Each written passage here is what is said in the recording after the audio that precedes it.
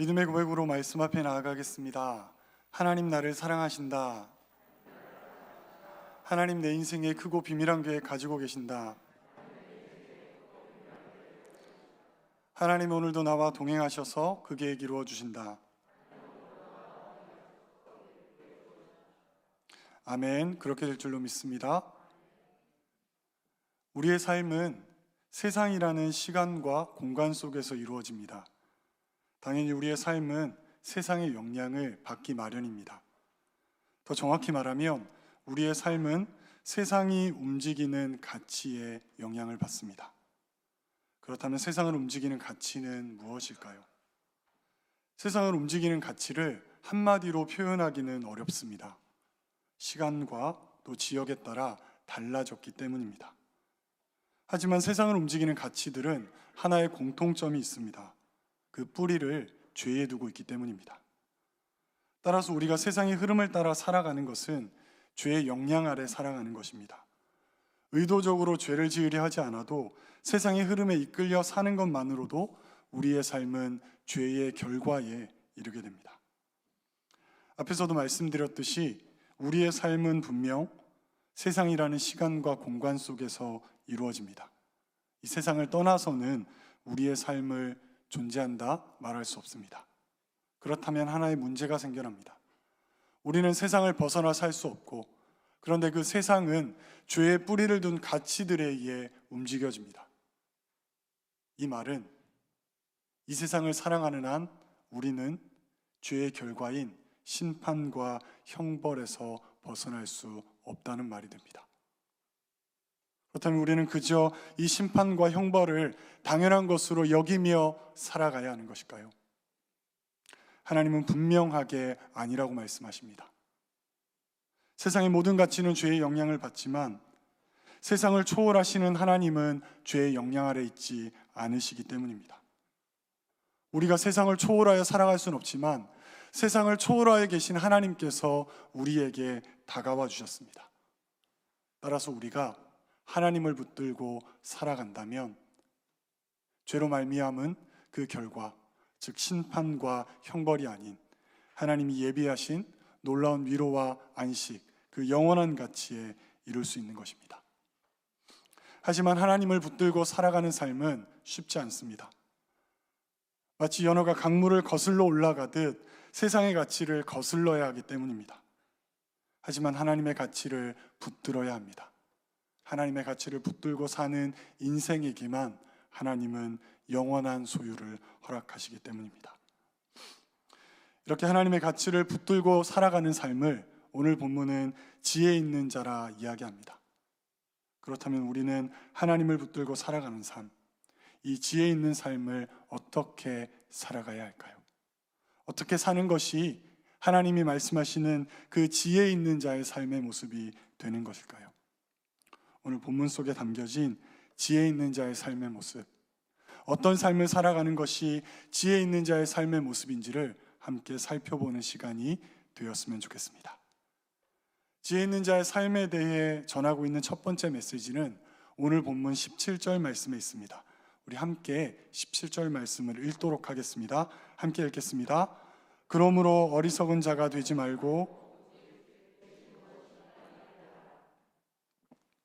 이 말씀의 의미를 잘 보여주는 한 인물이 있습니다. 바로 이스라엘의 초대왕 사울입니다. 이스라엘 백성들이 왕을 요구하였을 때 하나님은 사울을 이스라엘의 왕으로 세워주십니다. 하지만 사울은 처음부터 왕으로서의 권위를 가지지는 못했습니다. 이 모습이 사무엘상 10장 27절에 잘 나타나 있습니다. 우리 함께 보겠습니다. 어떤 불량배는 이르되 이 사람이 어떻게 우리를 구원하겠느냐 하고 멸시하여 예물을 바치지 아니하였으나 그는 잠잠하였더라. 처음부터 모든 백성이 사울을 왕으로 인정하지 않았습니다. 더군다나 자신을 왕으로 인정하지 않는 이들에게 사울은 그 어떤 것도 할 수 없는 형편에 처해 있었습니다. 왕이었지만 엄밀한 의미에서 왕이라 할 수 없었습니다. 하지만 이 사울이 암몬과의 전쟁을 승리로 이끌자 그의 입지는 완전히 달라집니다. 이 모습은 사무엘상 11장 12절에 잘 나타나 있습니다. 우리 함께 읽겠습니다. 백성이 사무엘에게 이르되 사울이 어찌 우리를 다스리겠느냐 한 자가 누구니이까 그들을 끌어내소서 우리가 죽이겠나이다. 사울을 인정하지 않는 이들에게 아무런 말도 하지 않던 백성들이 암몬과의 전쟁에서 사울이 승리로 이끌자 사울을 인정하지 못하겠다 말았던 이들을 죽이겠다 이야기합니다. 암몬과의 전쟁의 승리는 사울로 하여금 이스라엘의 왕으로서의 분명한 입지와 왜 자신이 하나님으로부터 선택받았는지를 분명하게 증명하는 일이었습니다. 이후에 사울은 많은 전쟁을 감당하였고 승리합니다. 당연히 사울의 입지는 더욱더 공고해졌습니다. 이런 배경을 생각한다면 사울이 스스로 제사를 지내고 블레셋과의 전쟁에서 승리하려 한 것은 그에게 있어서 전쟁의 승리가 곧 자신의 왕으로서의 권위를 인정받는 방법이었기 때문입니다. 이처럼 사울은 자신이 이스라엘의 왕으로서의 자격이 있음을 그것을 분명히 하기 위해 사무엘을 대신하여 스스로 제사를 지내는 일까지 감당하게 된 것입니다. 하지만 하나님의 마음은 달랐습니다. 하나님이 사울을 이스라엘 왕으로 세운 것은 다른 의미였습니다. 하나님은 이스라엘의 진정한 왕이 하나님이심을 드러내기 위해 사울을 왕으로 세웠습니다. 이 말의 의미는 블레셋과의 싸움이 시작되었습니다. 제사가 드려져야 이스라엘 백성들은 전쟁을 시작할 수 있습니다. 사무엘이 약속한 시간이 되어도 돌아오지 않습니다. 전쟁을 시작해보지도 못한 채 백성들이 흩어집니다. 사울은 이때에 자신이 제사를 드렸고 자신의 힘으로 이 전쟁을 시작했지만 사울이 하나님의 마음을 헤아렸다라면 모든 백성이 떠나가고 블레셋과의 싸움을 싸워야 할 그 어떠한 사람도 남지 않은 상황에 이른다 할지라도 사무엘을 기다려야 합니다. 이스라엘의 전쟁은 사울의 손에 달려있는 것이 아니라 하나님의 손에 달려있기 때문입니다. 하나님이 사울을 이스라엘 왕으로 세우신 것은 사울이 스스로 자신의 왕의 권위를 세워가게 하기 위함이 아니라 이스라엘을 다스리는 진정한 왕이 하나님이심을 드러내는 데 있었기 때문입니다. 하지만 사울은 하나님의 뜻을 헤아리지 못합니다. 스스로 왕의 권위를 세우려 하였고 스스로 내가 왕이 된 것에 대한 분명한 증거를 드러내려 했습니다. 그 결과 하나님은 사울을 버려버리셨습니다.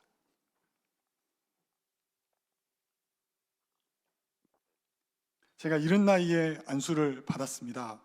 30 초반에 안수를 받았는데 안수를 받고 나서 제 마음에 이런 생각이 있었습니다.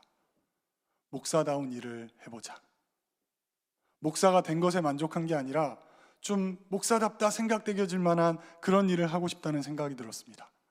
그래서 2년의 시간을 선교사의 삶을 결단하였고 또 단기간에 선교지를 확보할 수 없었기에 선교기관에 들어가 선교의 사명을 감당해 보려 했습니다. 선교센터에 들어갈 때는 이런 기대가 있었습니다. 나도 소수민족들에게 찾아가서 복음을 증거하고 지하교회 성도들에게 말씀을 가르치고 갈급한 영혼을 가진 이들에게 복음을 증거하는 사역을 기대했습니다.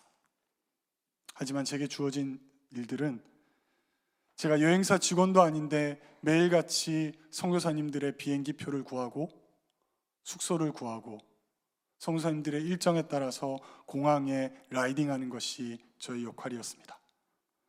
물류센터 직원도 아닌데 매일같이 물건을 싸야 합니다. 포장하고 열어서 다시 싸고 그리고 그것을 전달하는 것이 저희 역할이었습니다. 남자이기 때문에 집안의 형광등 정도는 갈 수 있었습니다. 그런데 저희 기관이 부족한 후원금도 마련하고 교회를 세울 수 없는 곳에 카페를 세우고 예배를 드렸기 때문에 국내외에 5개의 카페를 운영하고 있었습니다. 각 카페를 담당하는 매니저들이 있었지만 때때마다 문제가 생기면 저에게 그 문제를 해결하게 했습니다.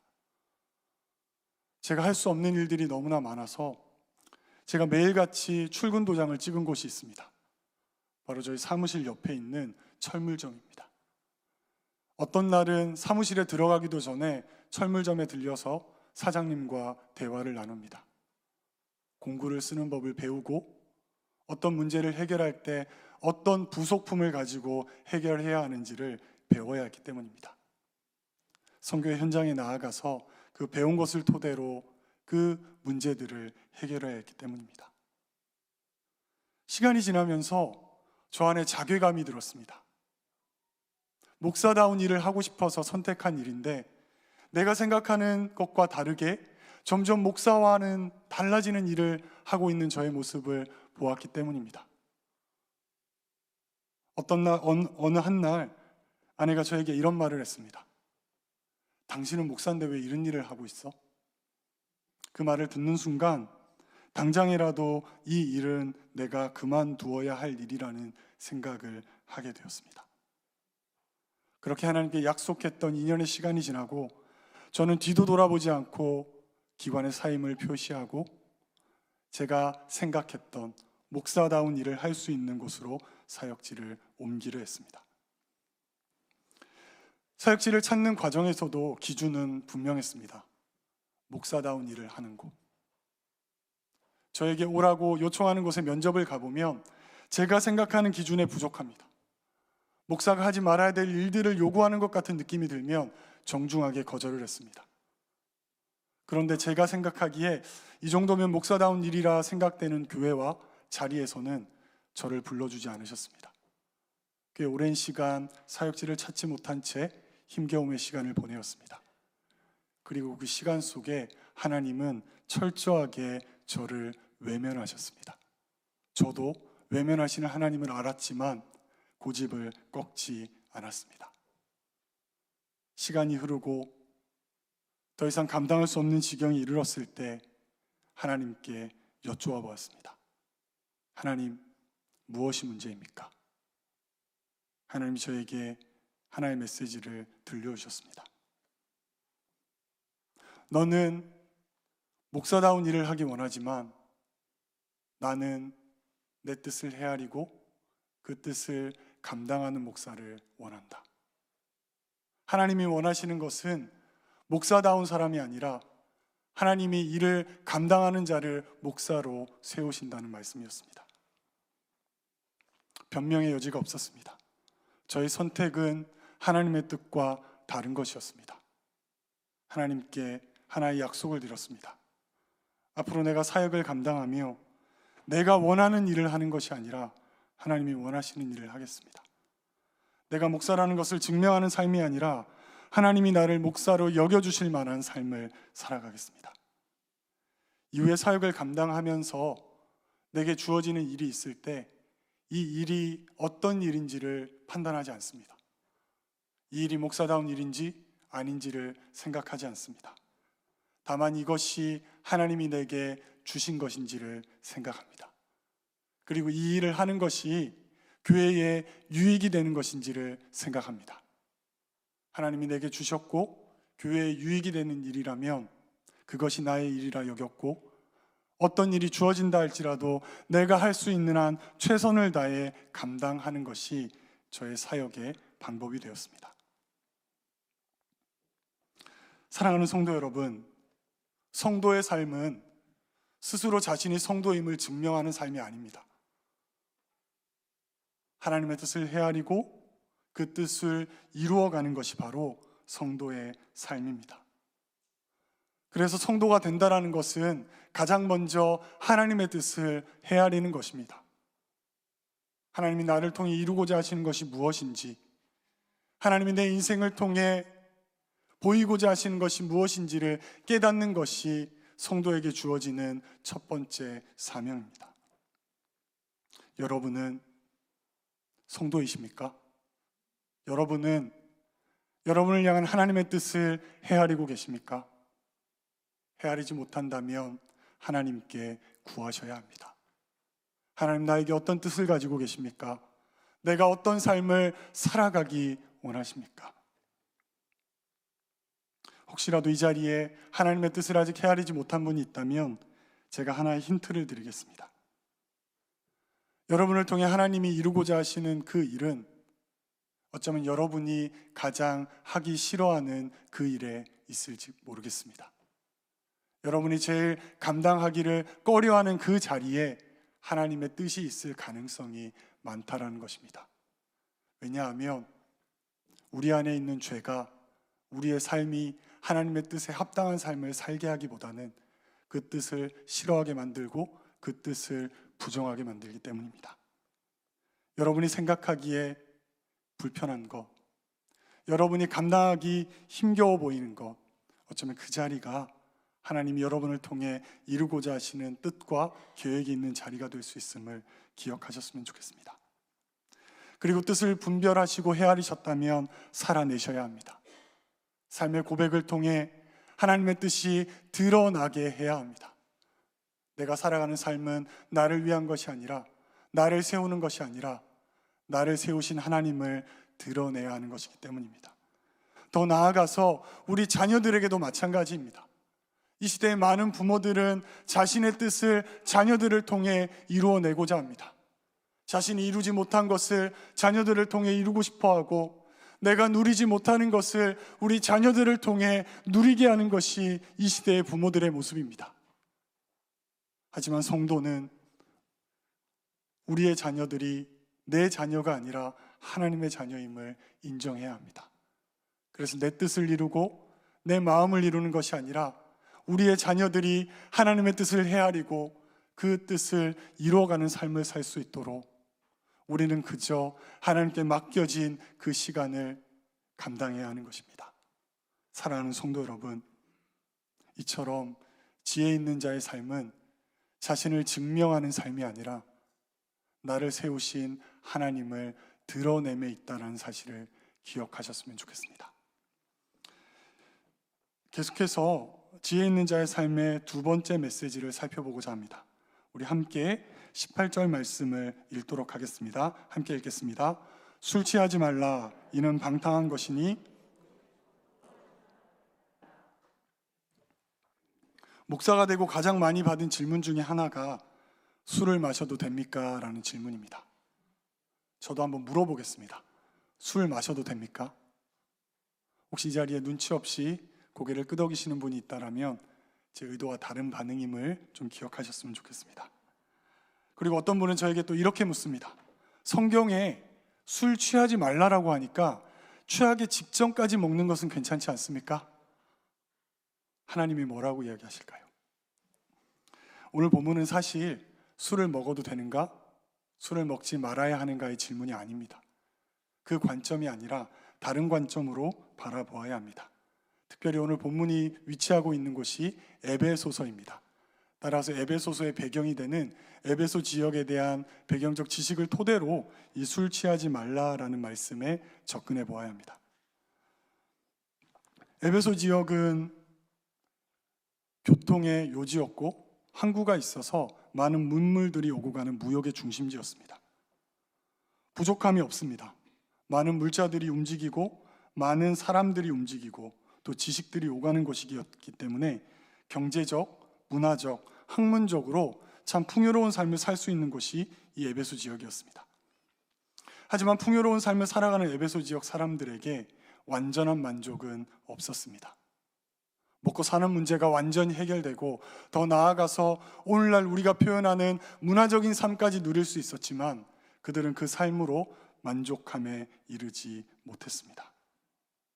부족함이 있었고 그 부족함을 오늘날의 표현을 빌리자면 결핍을 느끼는 삶을 살았습니다. 그들은 이 결핍의 문제를 해결하기 위해 쾌락을 추구했습니다.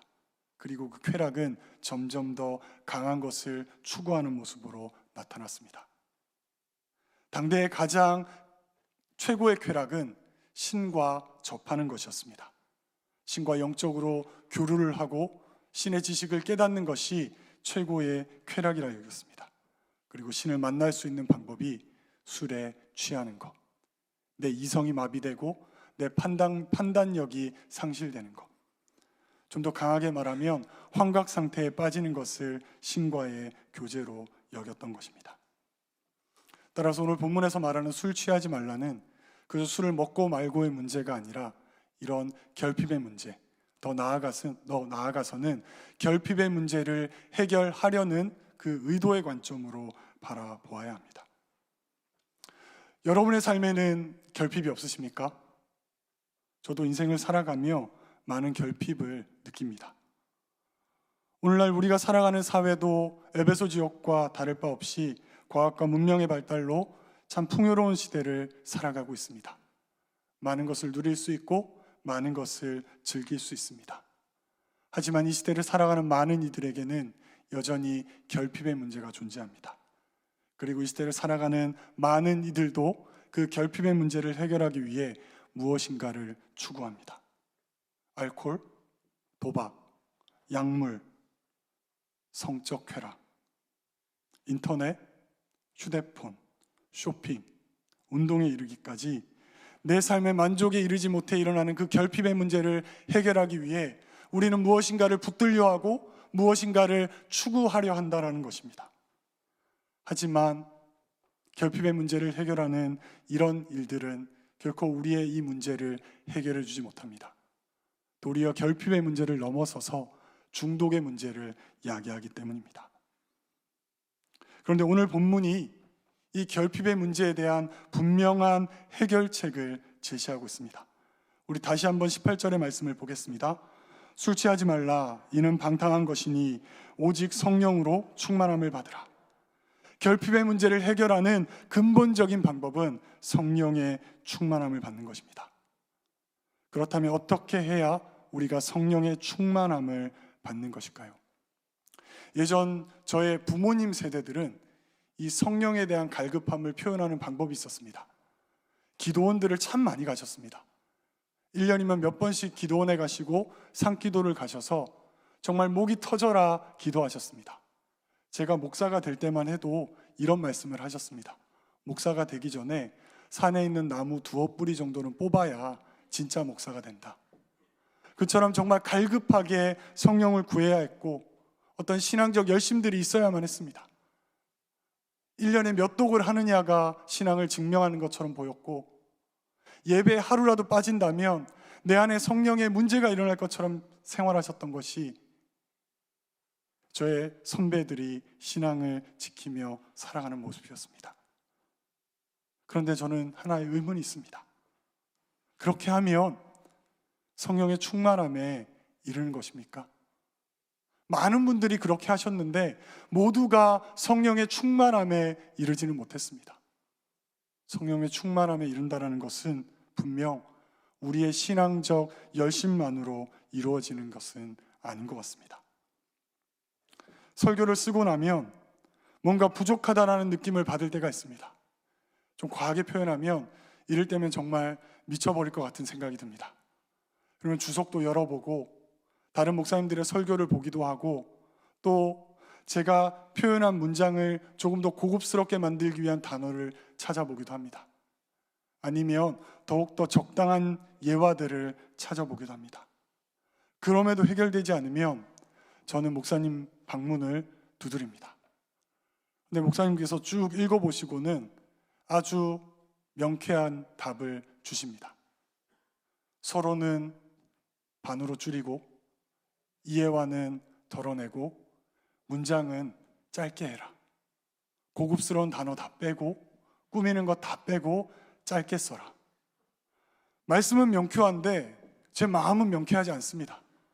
제가 기대하는 거는 우리 영화나 드라마 보면 그런 거 있지 않습니까? 하수 요리사가 요리를 해서 딱 내어놓으면 맛이 없습니다.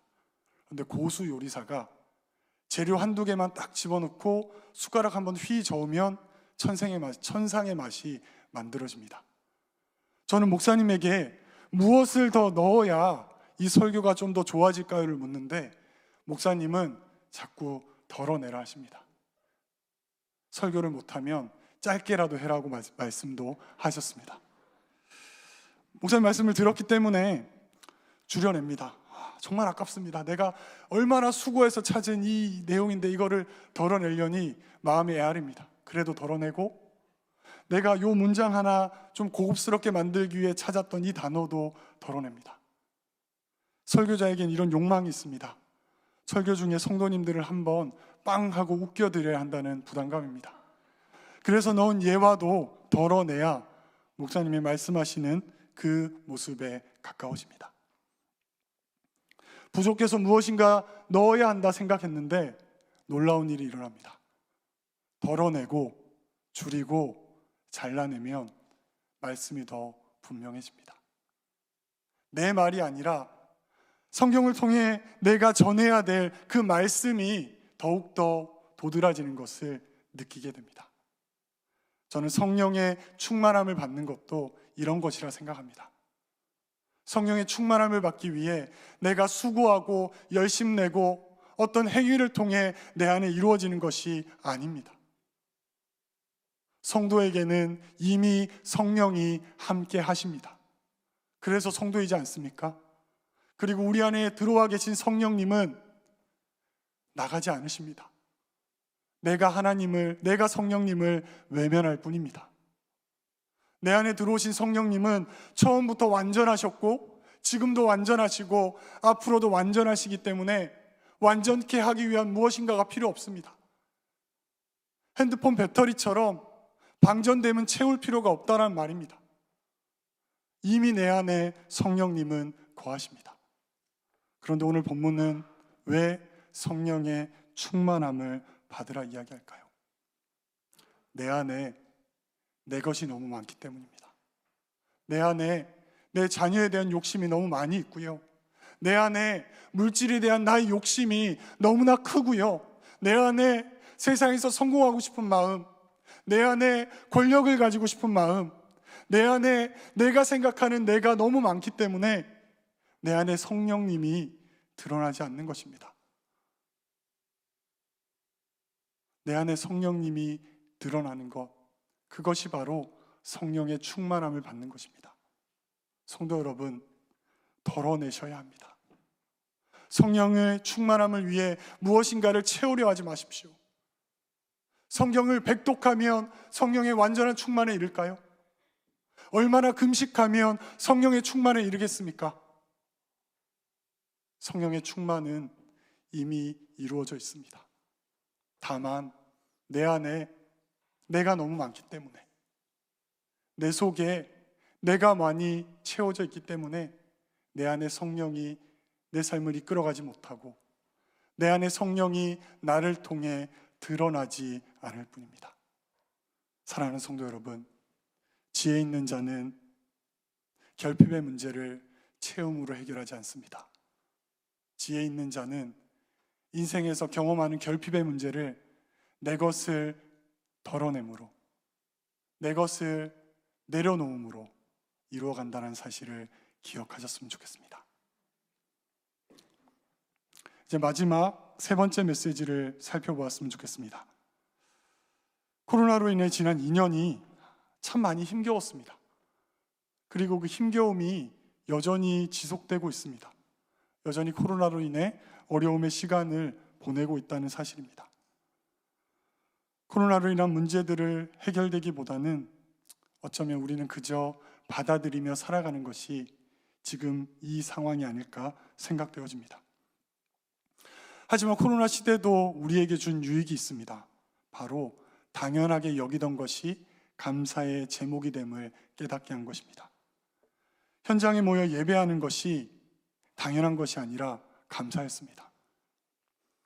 여러분 머릿속에 한번 떠올려 보셨으면 좋겠습니다. 우리 사랑과 은혜교회의 7월, 8월 특히 3부 예배를 한번 떠올려 보셨으면 좋겠습니다. 아무리 에어컨을 틀고 문을 열어도 찜통입니다.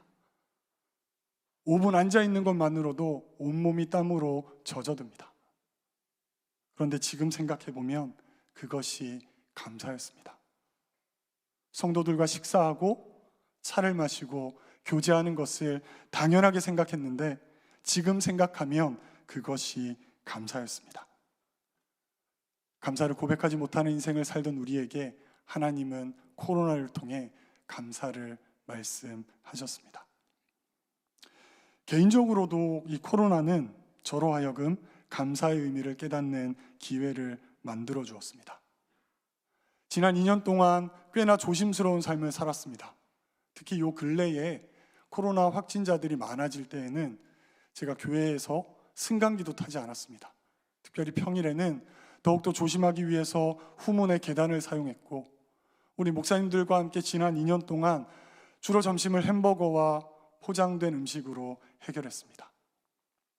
조심하기 위해서 아이의 급식도 먹지 못하게 했고, 양가 부모님의 생일에도 아주 조심스럽게 감사를 표현하는 삶을 살았습니다. 그런데 주일 아침에 출근을 배웅하는 아내의 목소리가 이상했습니다. 불안한 마음에 진단키트로 검사를 해보았습니다. 너무 당황스러웠습니다. 한 줄이 보여야 되는데 제 눈앞에 너무나 분명한 두 줄이 보였습니다.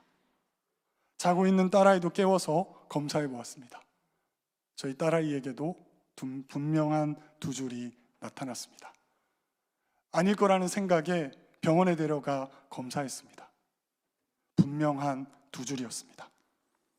주일에 시작된 격리였기에 그날 주일에 교회에 나가지 못하고 격리된 삶을 시작했습니다. 그런데 다행이라는 생각이 들었습니다.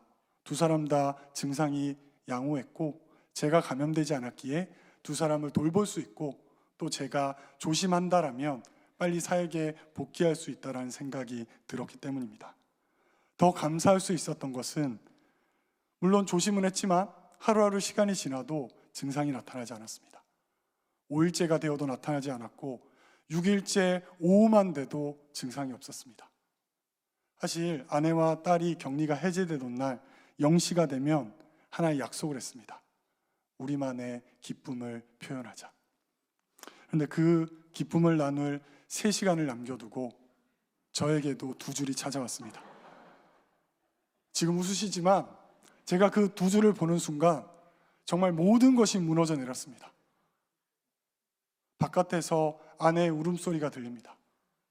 자신과 딸이 감염되었을 때는 참았는데 제가 감염되어 또다시 일주일의 시간 그리고 또다시 주일을 하나님께 나아가지 못한다라는 현실을 알게 되자 정말 대성통곡하며 우는 아내의 목소리가 들렸습니다.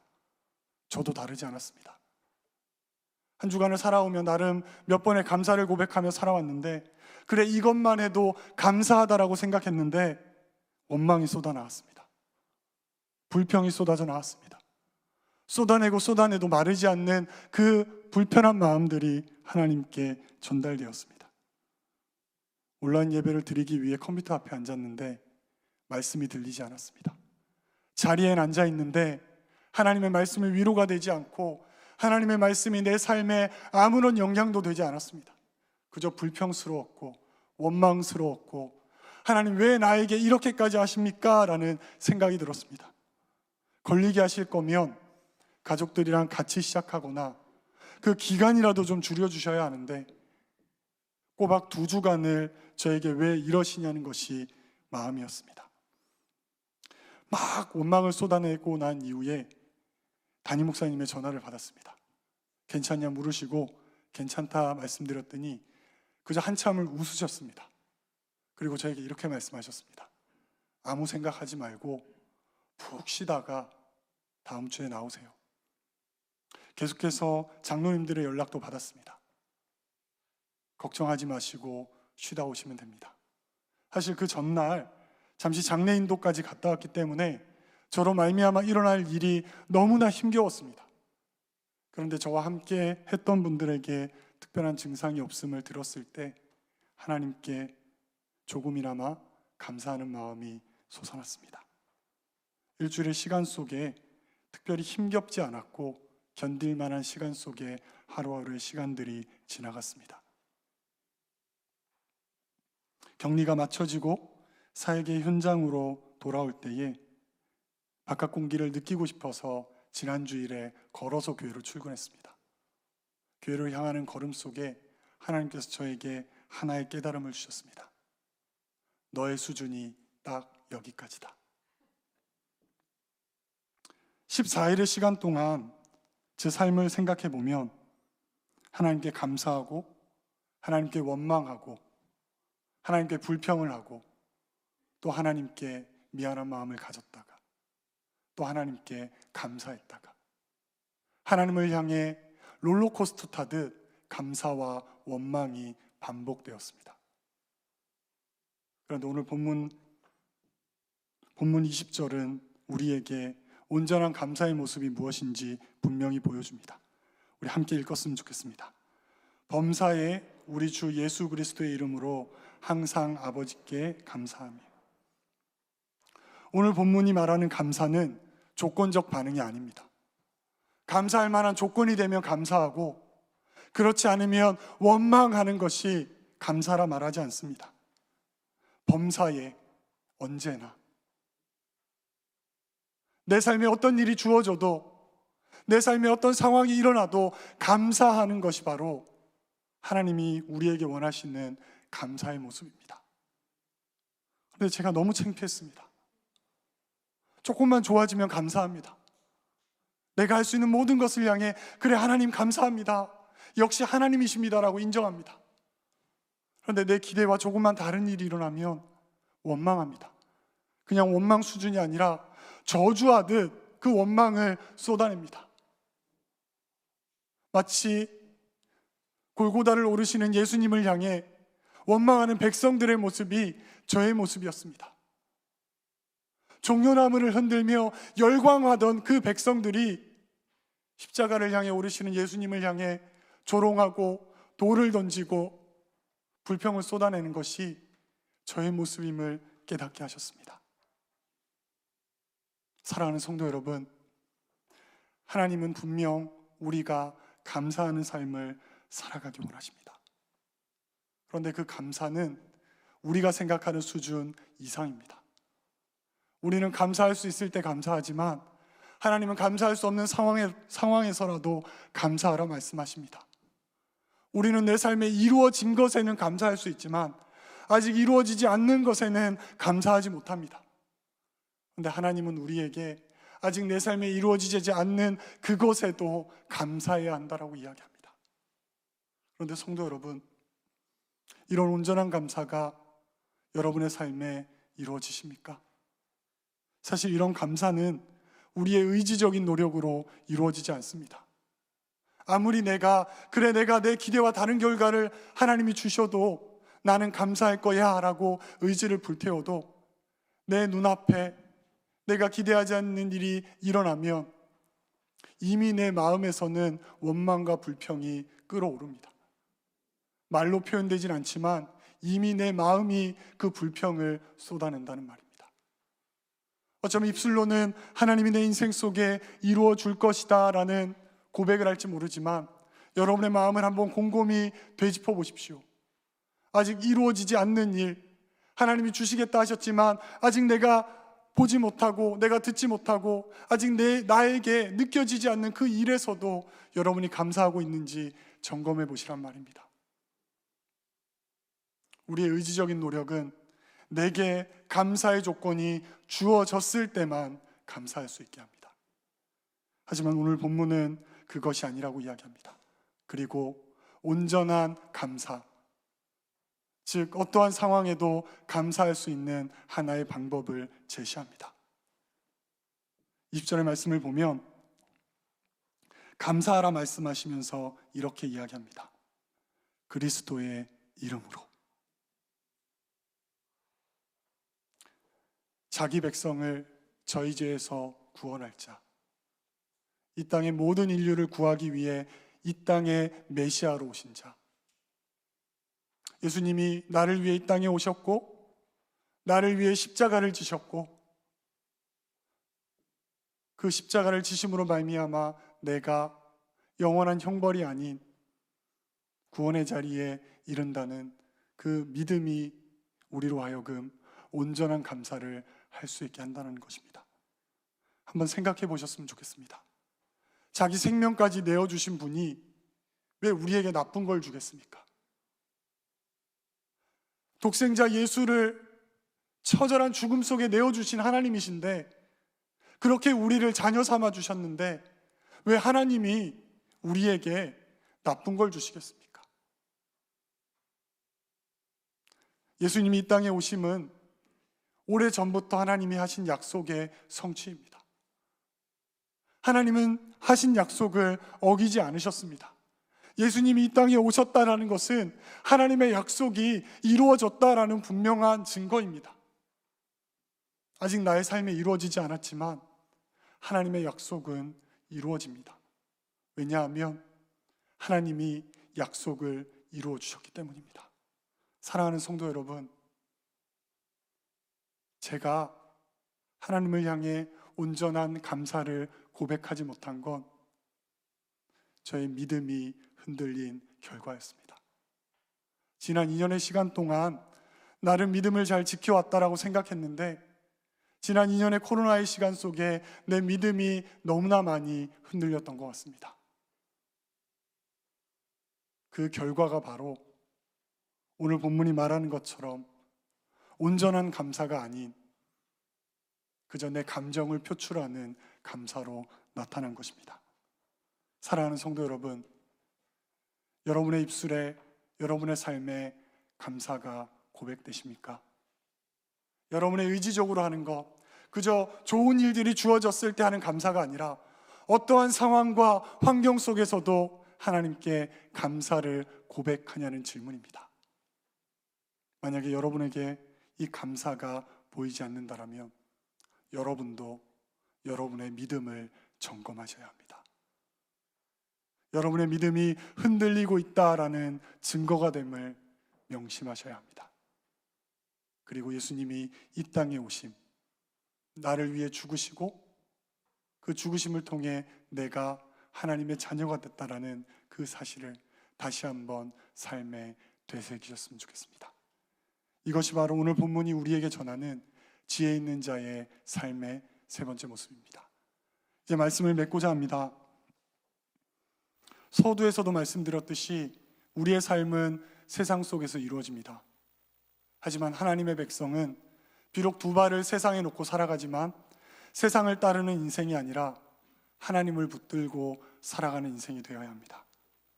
하나님을 붙들고 살아가는 인생은 하나님의 뜻을 헤아리고 그 뜻을 이루어가는 삶을 사는 것입니다. 나를 증명하는 것이 아니라 하나님을 드러냅니다. 하나님을 붙들고 살아간다는 것은 나의 삶에 일어나는 결핍의 문제를 체험으로 해결하는 것이 아니라 비워냄을 통해 해결하는 인생입니다. 내 것을 비워내고 성령만이 내 삶에 나타나게 하는 삶입니다. 마지막으로 하나님을 붙들고 살아가는 삶은 믿음에 근거하여 어떠한 상황에서도 어떠한 환경에서도 하나님을 향한 온전한 감사를 고백하며 살아가는 것임을 잊지 않으셨으면 좋겠습니다. 한 주간 고난주간을 살아가실 때 이 세 가지가 여러분의 삶에 더욱더 분명하게 증거되는 그리고 나타나는 시간이 되셨으면 좋겠습니다. 그럼 이제 우리 말씀을 생각하며 함께 기도하며 나가겠습니다. 기도하실 때에 이것을 기도하셨으면 좋겠습니다. 하나님, 하나님의 뜻을 헤아리게 하여 주시옵소서. 하나님, 내 안에 내 것들을 내려놓게 하여 주시옵소서. 하나님, 내 믿음이 흔들렸습니다. 내 믿음을 붙들어 주시옵소서. 함께 기도하며 나가겠습니다.